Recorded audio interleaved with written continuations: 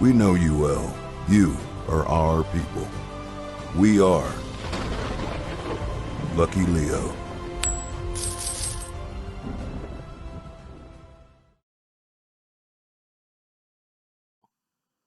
Cool. All right, guys. So we wanted to host an AMA following the release of our white paper part four. Obviously, it's been a little bit of a steady road as far as releasing the white papers one at a time. But I want to kind of cover everything and kind of give the logic behind what it is that we're doing, so you guys kind of understand, our reasoning behind it. So. First off, for those that don't know, in White Paper Part 1, we kind of uncovered a little bit of what we're doing as far as the basic setup. So you're going to have gold pots. They're, essentially like nodes. They're just passive income producing NFTs. You'll earn 1 gold per day as a standard. Um, and then you have Lucky Clovers, which you can essentially stake those in conjunction with the gold pots. And then I know one of the questions a lot of people had was, what is the effect of the Lucky Clovers on the gold pots as a whole? So you'll be able to stake up to five Lucky Clovers. You could do 5 platinums. You can do any mixture you want, gold, silver, etc. But you'll be able to stake those in conjunction with your gold pots, and then all of the gold pots that you have staked will be affected by the APR boost of the Lucky Clovers. So potentially if you had 5 platinum clovers, you could claim once every 2 days, which is beautiful. Now the thing is, we did staking tiers for a reason. So we wanted to make sure that whales that are obviously very well off, couldn't buy a bunch of platinum clovers from the secondary market, couldn't load up on a bunch of nodes, or a bunch of gold pots and, kind of rig the system and just, dump gold consistently. So we did tiered staking. So for every 20 gold pots that you stake, there will be a 0.1% decrease, or excuse me, a zero point 0.1 decrease in the amount of gold that you'll earn, per gold pot that you have staked. So for instance, if you have 20 gold pots staked, or if you have 19 gold pots staked, you'll earn, 1 gold per day. When you cross that 20 threshold, that's when it reduces down to 0.9 per gold pot that you have staked. So it's not like, you got 20 pots here that earn, 1 gold per day. You got 20 here that earn, zero point 0.9 per day. It affects the entirety of the wallet. So, is a logical, reasoning from an investor. If you're gonna buy 20, 21, 22 gold pots till get a bunch of extra platinum clovers, and until you get to the point where you've got 30, 31 gold pots, and then you can kind of build your way up. So it doesn't really affect you that much from an APR standpoint, but it really helps the protocol in making sure that again, whales don't produce a ridiculous amount of APR and then just dump gold consistently. So you'll be able to stake the gold pots. Once you earn the gold, you can either sell it when you hit 7 gold. So again, if you got 5 platinum clovers, you're making 7 gold every 2 days. You can then unstake whatever gold pots you have that have 7 gold in them. But you have some options at that point. So you can turn around and take your gold. You could stake it into a staking pool that we'll have inside of the D app, or you can sell it for income. That's completely up to you. But the big thing is the way that we built this system is really designed to be friendly to the Treasury. So forgive me if I'm out of breath. I literally just got done working out. I'm like having a hard time getting through words right now. So, but as far as the way the Treasury is set up, we earn 15%. The Treasury, again, that's all of our money. The income that the Treasury produces, it pays a team, it pays you guys as far as putting that liquidity into gold. That's like the foundation of what it is that we're doing. So, as far as the what was I saying? Steve, you remember where I was at? I got completely off track. I'm thinking about two things at one time. The 15% of the Yeah. Yeah, so that 15% is huge for the Treasury. So the reason why we're only selling 1,000 Lucky Clovers to start with is because we want those to be rare, because those are going to fetch a higher price point on the secondary market. Same thing with, gold pots. We don't want to, a lot of protocols have made the mistake of pricing their nodes initially too cheap. I mean, I'm sure we can all think of a bunch of them offhand that are, literally on the brink of dying right now because of that. They sell a bunch of their native tokens, or they sell a bunch of their, income producing nodes or NFTs at a low price point. They get a, huge candle on their, on their chart on Deck Screener or whatever you're looking at. And, they think they're heroes. They're like, oh my goodness, look at this chart. This is how you do it. I see those tweets all the time. And it's like, look, if you can boost the price of your token for 30 days, that's great. But what happens in the next 45, the next 90 days?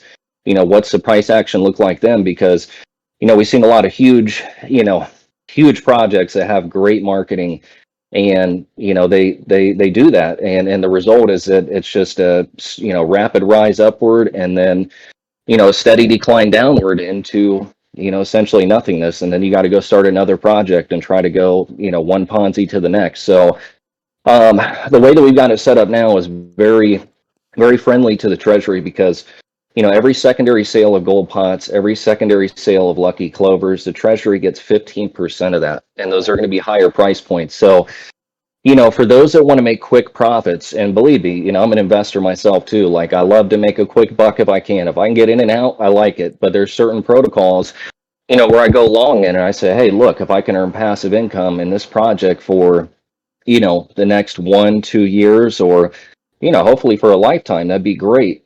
So this is kind of one of those projects where, we position things where it's going to last. And so those higher price points, obviously, that's a bigger, taxation as far as the revenue that comes in that goes to the Treasury. That's money that we invest, and that's really what makes it, significant, because we have multiple sources of revenue. So, we've got the taxes on the secondary market.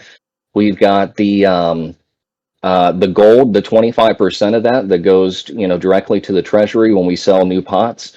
And then we've also got the sales of lucky clovers, where 85% of that goes to the Treasury. Plus, there'll be periods where we'll probably compound some interest and, try to grow the Treasury that way. Just kind of depends on what crypto's doing.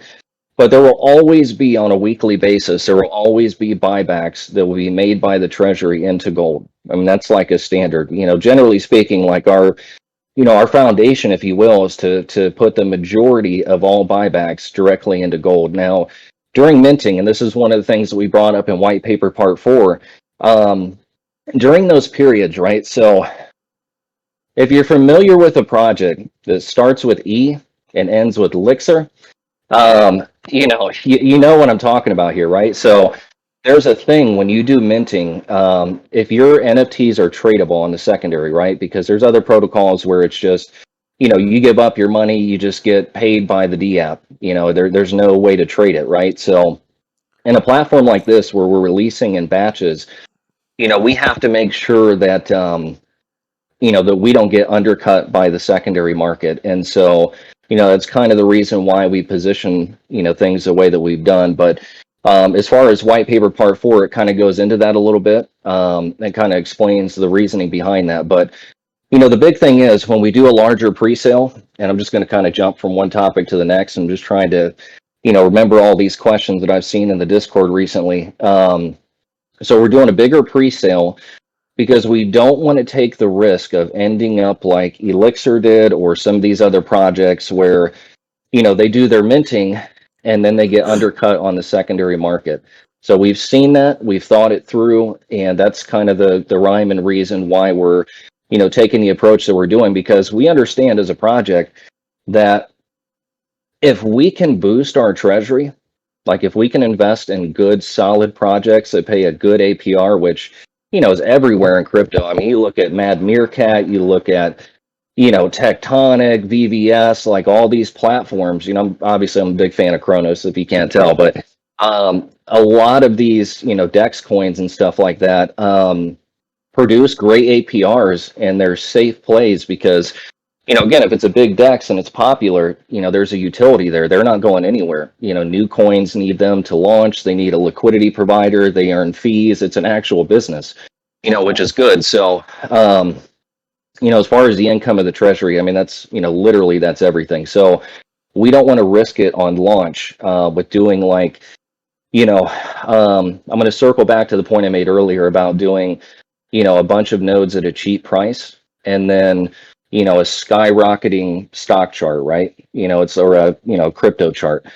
So if you do that, especially when your NFTs are tradable on the secondary, you risk being undercut. You risk the investor saying, hey, instead of minting a gold pot now, I'll just wait until the secondary market opens up, wait for somebody to sell it for cheaper, and then we struggle to mint. So we've disabled the transfers of transfers of NFTs on the secondary market during times of minting until we mint out. And we're doing a larger pre-sale because we don't want to risk, the funds of the Treasury because, as a project, as long as with the way that we're set up as like a hedge fund, as long as we can fund the Treasury and fund liquidity, we're good because we know that the Treasury is going to grow. It's going to pump income. That income is going to go into gold. And the reason why we did a larger amount into liquidity is for that exact reason, because there's a balance there, right? So, we know our NFTs are tradable. We don't want the price to be ridiculously high, but we also don't want it to be too low because we don't want to undersell ourselves because, again, we could do 50,000 NFTs at a price of, $200 an NFT, and we could sell those all day long. But the problem with doing that is you have an extraordinary amount of sell pressure that you have to deal with at a later time.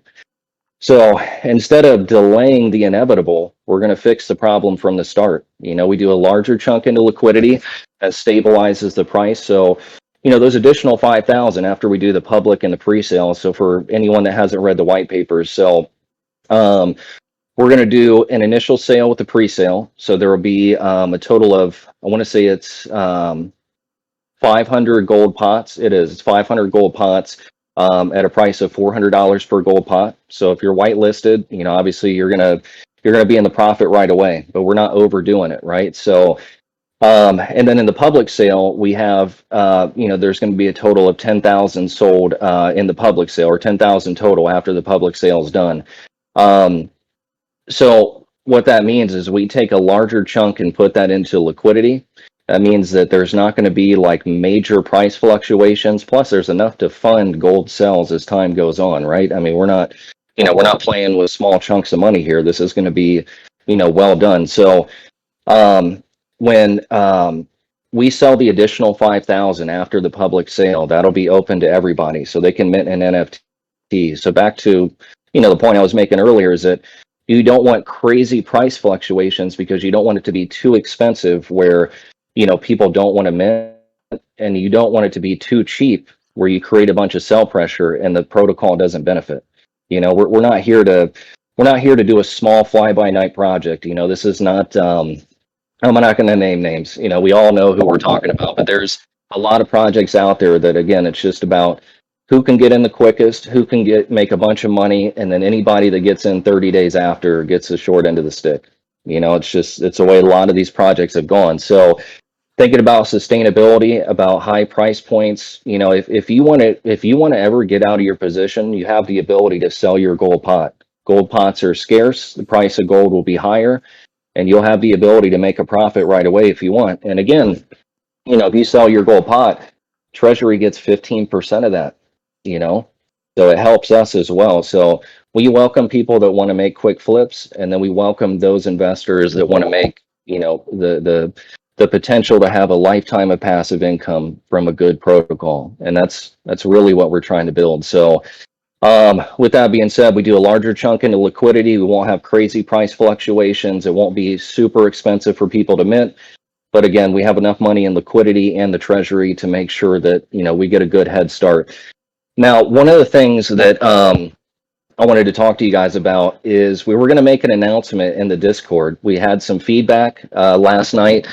So with that being said, we originally had the game plan to be a 3-day period after launch where there's 100% tax on gold.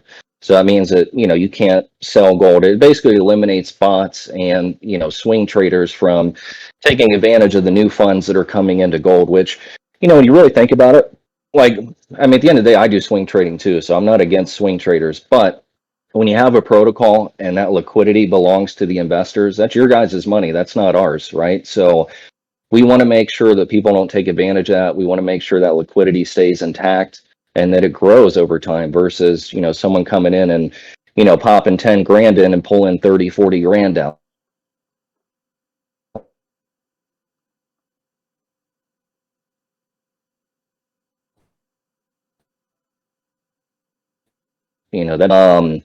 So with that being said, back in the Discord, we kind of topic to you guys, and what we're going to be doing is we're going to take a 30-day decreasing tax on the initial launch. So for the first 30 days, it's going to start off at 100%, and then every 3 days it will drop down 10%. So at the end of 30 days, it'll be at 0%. Obviously 27 days, it'll be at 10%. So it'll drop down, every 3 days, 10%. And then, the protocol is completely live. There's no sell taxes. There's no claim taxes. Obviously there's, tiered staking, but we're building this so that we don't have to turn around 3 months down the road and say, hey, look, we're going to reduce rewards. We're going to put a 50% sell tax. Like, that's crazy, And I'm going to say something too. And I don't like to talk about other projects. I'll mention Elixir just because it rug pulled. I was part of that. I was a big investor in that project, and got the short end of the stick there. But again, we move on. But with that being said, as far as what was I saying, Steve? I'm getting off track again, bro. You're talking about the sell tax and yeah. So to touch on that, right? So if a project releases and then all of a sudden, 2 months in or whatever time frame it is, I think we all know what we're talking about. All of a sudden, it implements a 50% sales tax or 100% sales tax or whatever that number is. The person that bought the 2 weeks before, 3 weeks before, I mean, what is it? Just like, are we just basically saying forget that guy? It's like there's got to be a sense of trust. There's got to be a sense of longevity in the project. And if it ever comes to that point, if there's ever a period where we have to temporarily reduce rewards, which I don't see that being the case, but if that did happen a year or two down the road, you guys have our word that we would give you at least a 30-day notice, like absolutely as a minimum. Because at the end of the day, if someone's going to buy into a new project and that happens, and they don't know, they just, they spend, 5, 10 grand or whatever it is into a project. And then the next day, all of a sudden they've got 50% less than what they bought. I mean, that's crazy, So with us, you will always have an advance notice. If there's ever any changes to the protocol after launch, there will always be a period of advance notice. You guys will be aware. We'll make sure we do everything to make sure we're as transparent as possible. But, as far as the way we build it, I was just talking to Brad about this. We talk, all the time on the phone and stuff about, strategies, going through different situations. We have complete control over the protocol. It's like a beautiful thing. We spent a lot of time, literally before we launched the Discord, we spent like 2 months, strategizing, what do we do here? This project did this right. This project did that right. Let's use this. Let's use that. Let's alter this. We have complete control over the protocol the way it's designed now. So by releasing in batches, if gold ever hits a certain point, like let's say, after launch, a couple months down the road, there's a lot of sells and gold goes down to, $12 or something like that.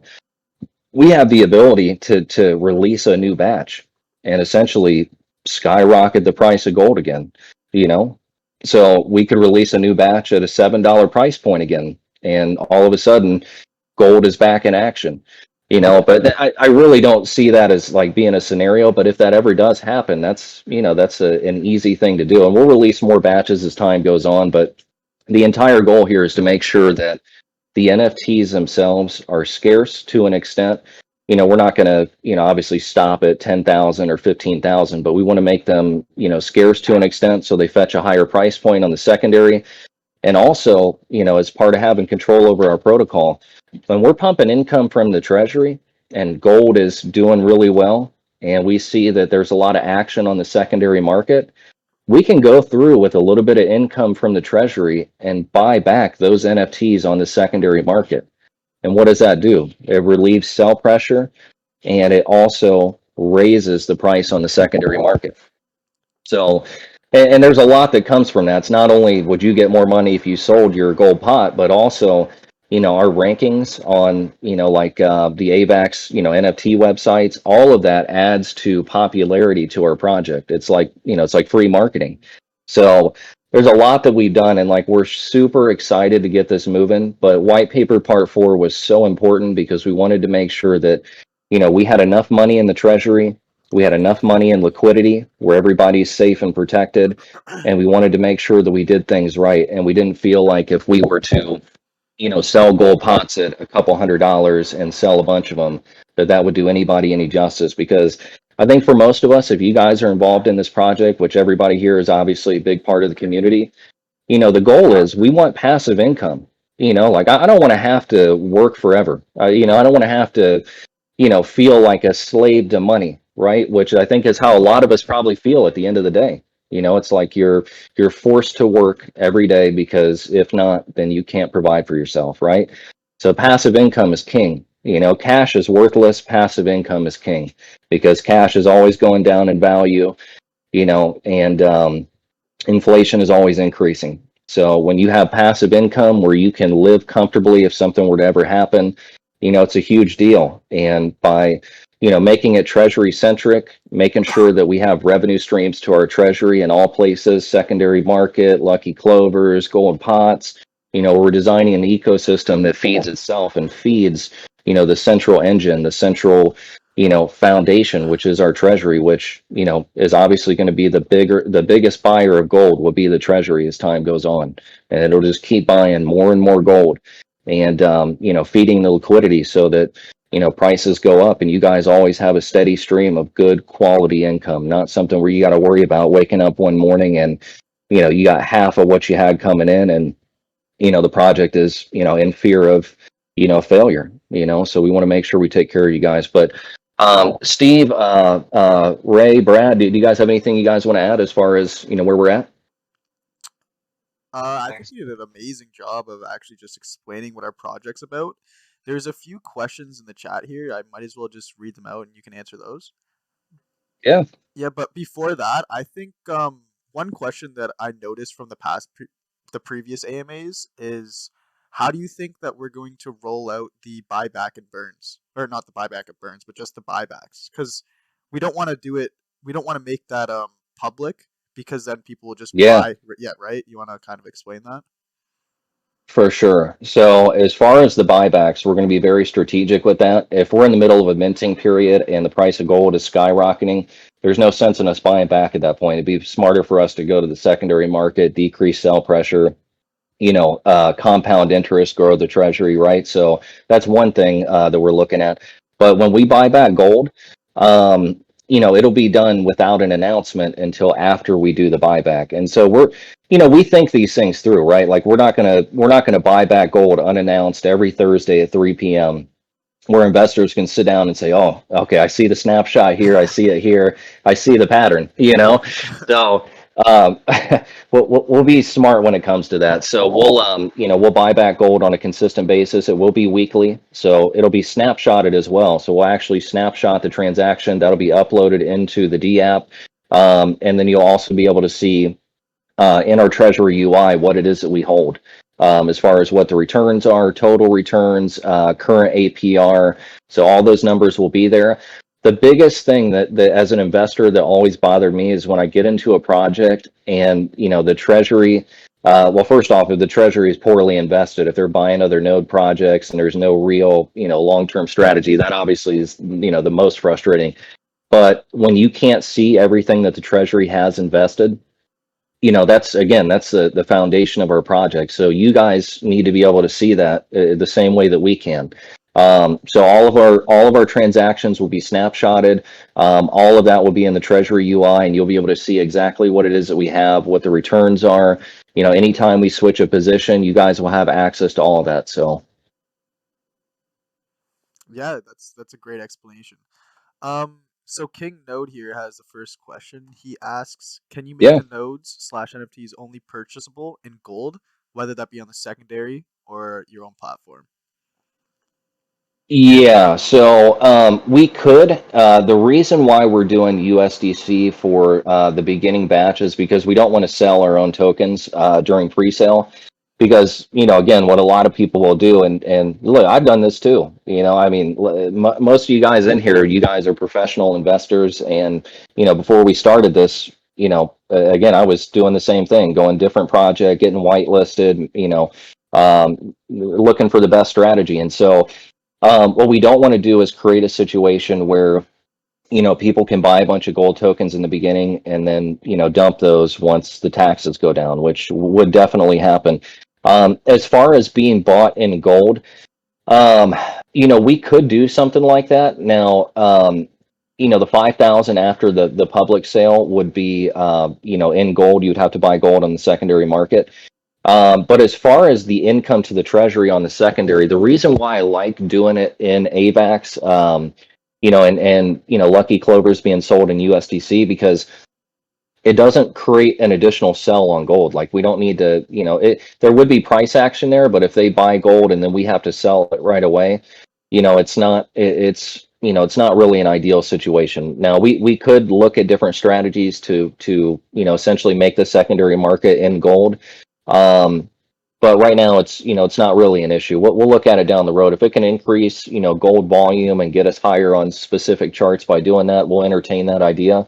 But I know there's been a lot of projects that have had problems with NFT trade or NF trade with getting their native token on there. And NF trade is the biggest secondary market on AVAX. It's the most official. There's Kalau obviously, but we want to make sure that we design it in a way where everybody has access. There's no secret way to get, gold pots. They're on the biggest platforms. And right now, that's the way to go. But we'll definitely look at that down the road. So,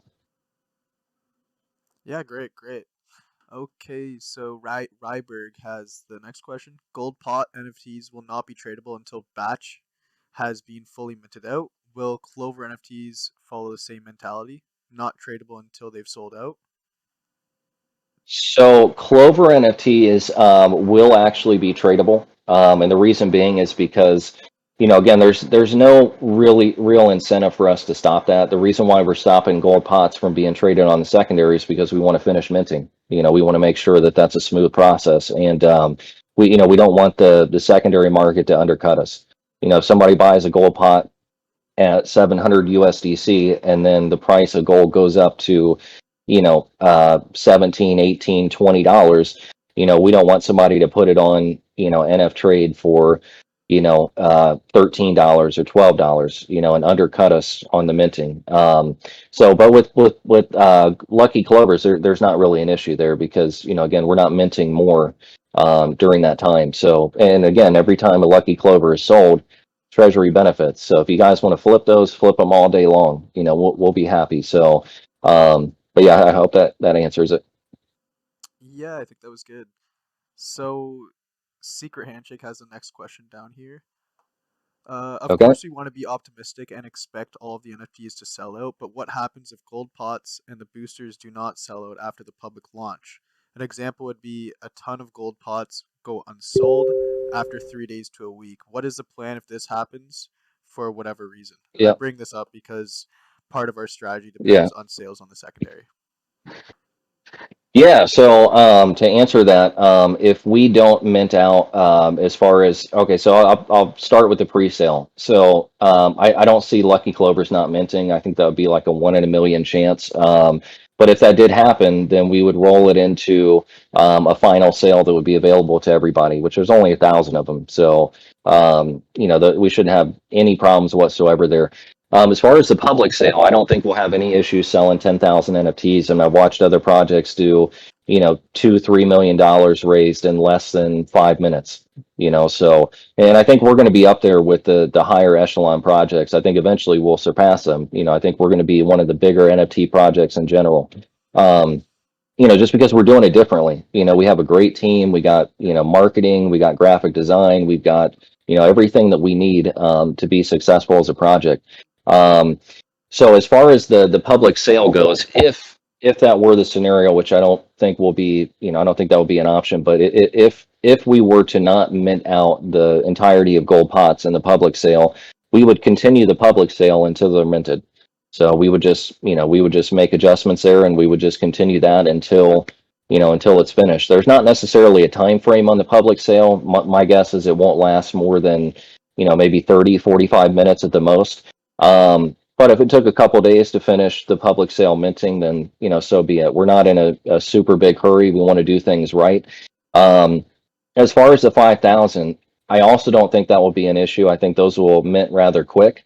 But we'll leave those available. At the end of the day, like we're not in a hurry to open up the secondary market like the day after the launch. If it takes us a couple of days to get those minted out, or a week, then so be it. Because at the end of the day, the Treasury is going to be invested right away. So we'll be producing income. We'll be using that to buy back gold. So you guys will, either way, early investors are going to win. Whether it's selling gold that you're earning in your gold pots, or if it's once the secondary market opens up, which I think will be rather quick, but if it took some time, then, so be it. So, Yeah, and just to kind of add on there, I think the community needs to realize that we have a member on our team, Ron, who owns an entire producing studio in downtown LA, which has put millions and millions of dollars. Like the facility itself, just to rent out for one day, is around 50 grand. He does stuff for Fox, he does stuff for CNN. He actually just produced his first Crypto Junkies show, which went live today. And, that show has a bunch of money behind it, a bunch of marketing behind it. yeah. It had 16 rehearsals. Like, if that doesn't tell you enough, it's pretty crazy. But of course, we're looking into getting an AMA going on April 11th, I'm pretty sure. And they're gonna have their two hosts interview Zach about the LuckyLeo project. And in time, this is gonna bring this show is gonna grow and become the first ever crypto show with like unreal production, not just some guy on YouTube, but real hosts with real production. Kind of like TSN type of thing. But I'll post the first episode in the chat after this. But yeah, that kind of just sheds some light on some marketing and how we're actually going to start selling out the future batches a lot easier. But Yeah, and to touch on your point there, like I know so we just launched the Discord like 2.5 weeks ago. I mean, we've gotten we've gotten 2 videos from 8-bit tendies, which has been phenomenal. Like we're a big fan of 8-bit. Like he's, I don't know if he knows this or not, but he's the reason why I found out about Police and Thief. I actually watched his video and then, immediately put money into it, and did well. We did very well at the beginning of that project. So we're appreciative of him, doing videos for us to start and all that. We got James Pelton coming up with a video on us. We've got Nick's Crypto Investments. We've got Fire Hustle, which is another lady that is like a phenomenal YouTuber that she just started her channel. She's already got like 4,500 subscribers. Her videos are getting like 10, 15,000 likes or views. So those are like almost ready to come to fruition right now. And then we're doing Twitter campaigns and stuff like this. So even though the last, like we got to, basically 3,000 members pretty quickly, with very little marketing. So like the show that Ron's doing, it's high end, and we literally have a place in that show. Like another thing people may not know about Ron, like kind of for, for lack of better words, for, shits and giggles, like did a comedy channel on YouTube where he, basically filmed, comedians in Los Angeles, and grew that to 80,000 subscribers in like a couple of months. So like his crypto show is going to be huge, and we're in that. So, yeah, and with that, he wasn't he's front running this crypto production, right? Like no one's doing this, which is the big niche that I see. But yeah, like exactly. So I think Tech has the next question here. Have we considered approaching some of the largest influencers? People like, yep, James. Okay, that was already touched up upon. Let's see. yeah. But we're in talks with your friend Andy too, which is another big one on YouTube. So hopefully that'll come to fruition here soon. Probably after the pre-sale. He's probably after the pre-sale we'll do some business with him. Ryberg wants the next LuckyLeo video. I guess April 11th, if that date works for you, Zach. Well, you're talking about for Wait. Repeat it again. What did Rye say? Well, Rye's asking for the next LuckyLeo video, and I was gonna kind of relate that to the Crypto Junkies because you might be getting premiered on Crypto Junkies on the 11th. That, yeah. And another one I forgot too. We're also in talks with Cryptonaires. I've been talking to them for like almost 2 weeks now. Once we get our code audited, we're going to send it over to them, and then obviously they're a huge channel on YouTube, so we'll have them as well. So Oh, Sig's back. Okay. So he's saying, what will be the amount of gold available for the pre-sale? Will we have a day or two before the soft launch? So no, you won't have access to gold. There won't be an X gold token in public or pre-sale. What we don't want to do is create a situation where we have a bunch of whitelisters and early investors where they buy a bunch of tokens and then they dump them on the secondary. Which we got a lot of professional whitelisters in here, which there is absolutely nothing wrong with that. But I know the game, bro. I've been playing it for a while, so. We're not going to go with that strategy. We're going to go with a bigger chunk to liquidity. We're going to go with a bigger chunk to the Treasury, and then the Treasury will be taking that income. Treasury is going to be vested right away, so we're going to be taking that income and pouring it into gold. So rather than play the game of super high stock chart to start with, huge fall downward. We're going to build the Treasury up, and we're going to do it the right way. So the Treasury will start buying gold, immediately. Which would be nice because, again, we're not necessarily relying on other investors coming in to have to, purchase gold. It's not a Ponzi scheme. It's a legitimate hedge fund. It's a business. This is kind of the way that we, envision the thing from the start, because we wanted to make sure that, it's sustainable. I mean, again, I've said this before, but as long as crypto doesn't go to zero, you guys will always have a return, because we're not going to take the principal of the Treasury and distribute it or put it back into gold. Only income that's earned, which is why we're so big on DEX coins and stakeable tokens and stuff like that have utility, because we want good companies that are going to be around for a long time. I mean, I think we all can agree, like, crypto is the future. I mean, that's where finance is going, one step at a time. So being early, especially right now, like, that's another thing. Like, when I'm thinking about where crypto's at right now, like, without giving too much info into my personal portfolio, like Mad Meerkat, MMO, I've made crazy money with it. There are a ton of projects right now that over the next couple of years are going to make a ridiculous amount of money. And for us to be investing after, the huge rise in December, obviously, when you have a direct upward spike like that, you're going to have an equal and opposite reaction downward, right? So what you really want is this. You don't want this, you want this. So we're like in the perfect time. I mean, seriously, we're going to have a ton of growth from like Chronos projects, FTM projects. AVAX still has a long way to go. And we're not going to be just invested into one blockchain as far as tokens. I mean, we're going to have, Chronos-based tokens. We're going to have FTM-based tokens, Polygon. Whatever projects are good, as long as the blockchain's solid, the project's good, produces a good APR, it's has a utility, it's going to be around for a long time. You guys will literally always have a return, and there will be a point where the Treasury is the biggest buyer of gold on a consistent basis. It's just like a constant, it's a machine. We continue to pump money into gold, continue to do buybacks, liquidity additions, and obviously we can do some other things too as far as purchasing the NFTs on the secondary. But it's a good thing. So. Yeah, that's great. That's great. So, Secret Handshake's back with he wants to know, in the odd chance that we don't sell all these pots, what happens to them during the whitelist? All right, so if all, drop them all to him, right? yeah, directly to Secret.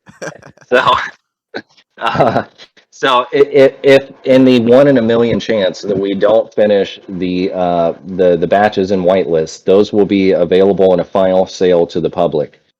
If all of those don't sell out, which, I mean, listen, we're talking like billionths of a chance, right? If all of those don't sell out, then they'll go into the public sale. So it'll be part of the public sale, and that will go on until the public sale is finished. And then once it's finished, then we go on to the 5,000, which would be open to investors. But again, you guys have been in a lot of projects. You know that like these minting processes, and we're talking millions of dollars here, in all these projects, it goes like that. I mean, it's in a matter of minutes. So we also try to do it fair too. Like if you're whitelisted, you're going to have access to at least, if you're a platinum member in the Discord, you'll have access to at least one platinum clover. If you're a gold member in the Discord, gold or platinum, you'll have access to at least one gold clover, and you'll obviously have access to at least one silver clover and one gold pod as well. So, we try to make sure that, we're taking care of the early investors too. So, Okay, great. Sig's got another question here. He says, "What will be the end game for gold? Like, what is the utility that we're going to be giving gold?" well, gold is a distribution mechanism. The actual utility is the treasury itself. It's a hedge fund. So there's, listen, we're going to look for utilities down the road. There's a lot of things that we talked about doing. There's, yeah, I mean, there's a lot. I mean, I know Thor did the UOT and all that. I mean, we've had some conversations about that. I don't want to touch too much on it, but I think that could be a potential route for us. We're always looking for more uses for gold, but honestly, because the treasury is set up the way it is, and because there's so many income sources as far as secondary market, sales of platinum clovers, like the actual utility is the treasury. I mean, it's all an NFT is in our project, and all gold is just a distribution mechanism, as a way to claim your reward. So, could we make a video game and put a leprechaun in it and do like a mobile game or something like that? Sure. I mean, that's on the table, when we get to that point. But for right now, the utility is, it literally is a distribution mechanism, for the hedge fund. So, but yeah, to answer that question simply, we are definitely looking for more utilities. We're talking about organizations with vetting projects, doing launch pads. We talked about doing a DEX. So that's another thing. And I guess I'll drop some alpha here, some early alpha. We would love to eventually get to a point where we could have a DEX within our platform, similar to like the way that Mad Meerkat does it, and some of these other projects that have multiple services, and have the profits from the DEX go into the treasury. So there's a lot of things that we're doing, but as far as utility with gold itself, we're looking at different avenues, but that'll be something maybe a month or two down the road once we get past launch. So Yeah, perfect, perfect. Okay, so Serge is asking, what's the time frame between pre-sales, public and launch? yeah, great question. So as far as the pre-sale to public sale, we're looking at an estimated 1 to 2 weeks from pre-sale to public sale, and then it'll be about about the same time frame for the point from the public sale to the live launch. So the thing is, once we do the pre-sale, there's a lot of money that goes into the marketing wallet, and we're not just going to sit around and let that collect dust. We want to put that to use. We want to make sure that, and that's another thing to kind of touch on Secret's point. Once we do the pre-sale, we're going to hit marketing very heavily with the money that goes into the marketing wallet. So we're going to do a ton of YouTube videos, ton of Twitter campaigns. We're going to build up a bunch of hype, get obviously a lot more people into the Discord. We're aiming at a total of about 15,000 people in the Discord at a minimum before we get to the point of the live launch. So that's kind of where our thought process is. We want to hit at least 15,000. We've seen a lot of projects, Hive, Lava Nodes, a lot of these other bigger projects where, they get to 15,000 and, they have successful launches and everything goes smoothly. There's enough hype there. There's enough, investors where, everything is instant. So that's where we're trying to get to. And once we do that pre-sale, we're going to have a bunch of money that we can use for, marketing in particular. And we're just going to, we're going to hit the ground running. So. Yeah, that's amazing. That's amazing. It seems like no one has any more questions. Last question. Okay, here we go. um, how are we going to increase membership? Do we have enough members to launch? I guess you kind of just Right answered that. now, yeah, definitely. Right now, no. Like we wouldn't even think about launching with 3,000 members in the Discord. Like just so that everybody is completely clear. Like we're not sitting back on the sidelines and just being like, hey, we'll see where we end up at. We have target goals. We're going to try to hit 15,000 before the live launch. And we've got a ton of YouTube videos right now in production. The only thing is, with a lot of influencers, they have very busy schedules. So even though we've like done everything on our end to get the video started, like a week ago or 2 weeks ago, they still have to finish the video. They got to, do Photoshop and all that stuff to make it look nice. So there's going to be, over the next week, we should have like 3 or 4 videos that should come to fruition, which will obviously, pump our Discord up. But long story short, we're gonna try to get 15,000 before the live launch. So Perfect, perfect. Given the so A Dog wants to know, given the inflationary nature of gold, will the buyback of gold be burned or will it just be held in the treasury? it'll just be held in the Treasury wallet.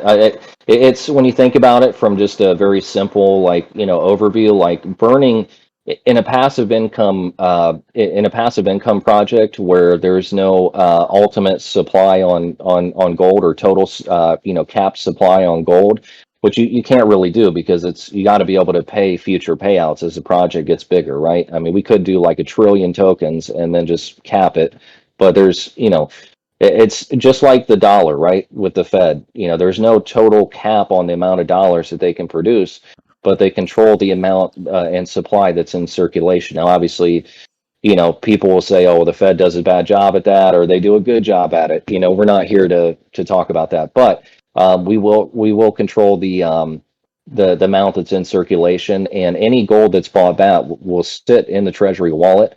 And then a portion of that will be used for staking for people that want to stake their gold and earn more gold with an APR. So Great, great. Yes. So, Serge is asking, will the contract have the ability to blacklist a wallet?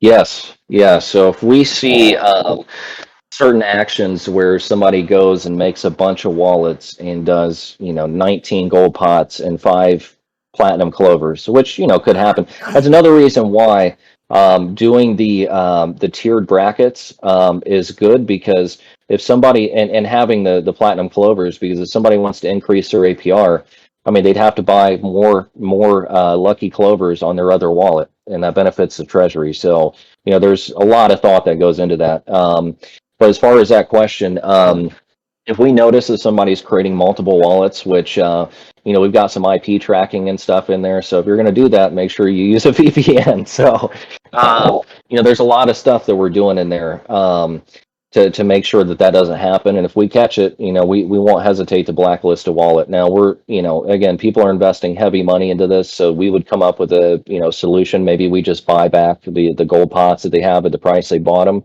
and then blacklist the wallets.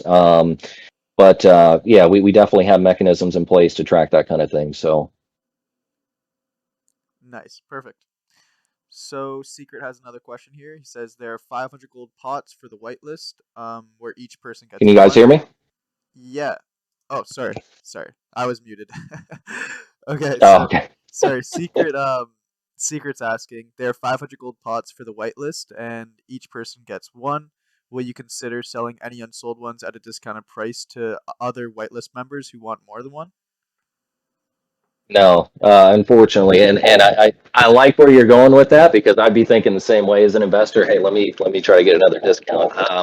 The thing is, at $400 price point, that's really cheap.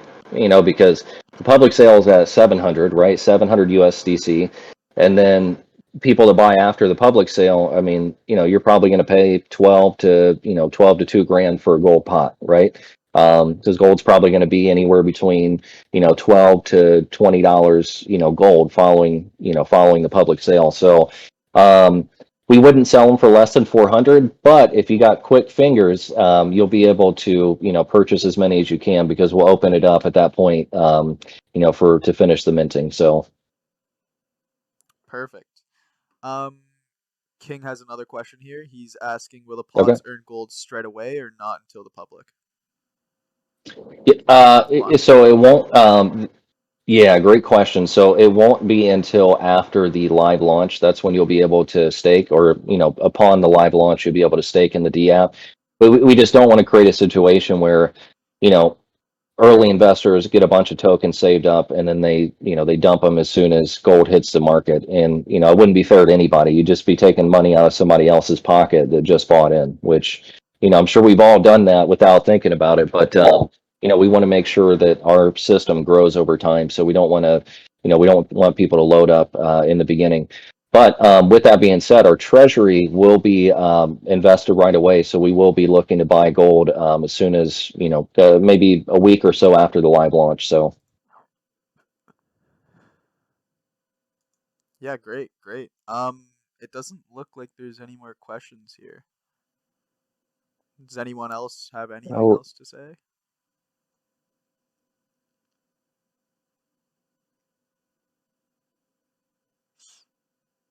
all right, guys. Well, hey, we really appreciate you attending the AMA. We're going to try to do a bunch of them. We're talking to James Pelton about doing an AMA too. So after he does the video, we're talking about doing an AMA with him. 8-Bit Tendies, we talked about doing an AMA with him as well. Got a couple other YouTubers that we're going to try to get on and just keep talking to you guys. So if you have any questions, feel free to DM me. You guys know me, like me, Brad, Steve, everybody, Ray, Ron, Brian, we're an open book. So if you guys have any questions, after the AMA, if you guys want to, shoot us a DM or just ask them in the general chat, we're more than happy to answer. So hope you guys have an awesome rest of the week. I know it's hump day, and hope the beginning of the week's been great. Weekend's coming up. Everybody should be excited. We got a ton of good stuff on the way, new YouTube videos. So thank you guys again for attending, and we look forward to the next AMA. So see you guys.